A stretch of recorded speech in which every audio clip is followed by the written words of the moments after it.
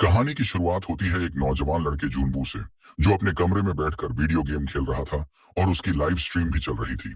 सब कुछ नॉर्मल लग रहा था, लेकिन तभी कुछ अजीब घटने लगा। अचानक उसके चैट बॉक्स में लोग बार बार एक ही बात लिखने लगे, भागो, अभी निकलो।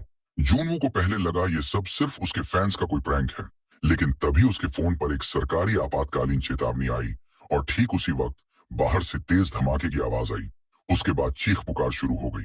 कंफ्यूज होकर जूनवू बालकनी में गया और जैसे ही उसने बाहर झांका, उसके होश उड़ गए। पूरा इलाका अफरा तफरी में था। लोग इधर उधर जान बचाकर भाग रहे थे। कुछ बिल्डिंग से कूद रहे थे, कोई चिल्ला रहा था। एक इंसान दूसरे इंसान को जानवरों की तरह काट रहा था। जून वो समझ ही नहीं पा रहा था कि ये हो क्या रहा है। तभी एक माँ अपनी छोटी बच्ची को बचाने के लिए हाथ में चाकू लेकर भागी, लेकिन जैसे ही उसने बेटी को पकड़ा, उसकी वही बेटी अचानक उस पर टूट पड़ी और उसे ही काटने लगी। जून वो की रूह तक कांप गई। उसे समझ नहीं आ रहा था कि अब क्या किया जाए। तभी उसके फ्लैट के दरवाजे पर जोर जोर से कोई दस्तक देने लगा। उसने धीरे से झांक कर देखा तो बाहर सब शांत लग रहा था। थोड़ी हिम्मत करके उसने दरवाजा खोला और तभी एक आदमी तेजी से अंदर घुस आया।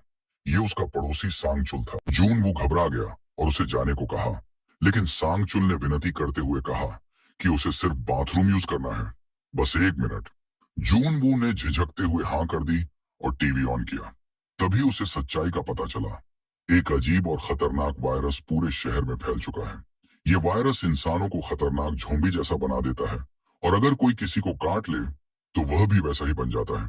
इतना सुनते ही जूनवू की नजर सांगचुल के खून से सने कपड़ों पर पड़ी।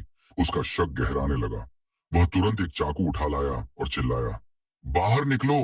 सांगचुल बार बार कह रहा था कि वह ठीक है, लेकिन अचानक उसकी आंखें लाल हो गई और उसका चेहरा बदलने लगा। वह झोंबी में बदल रहा था।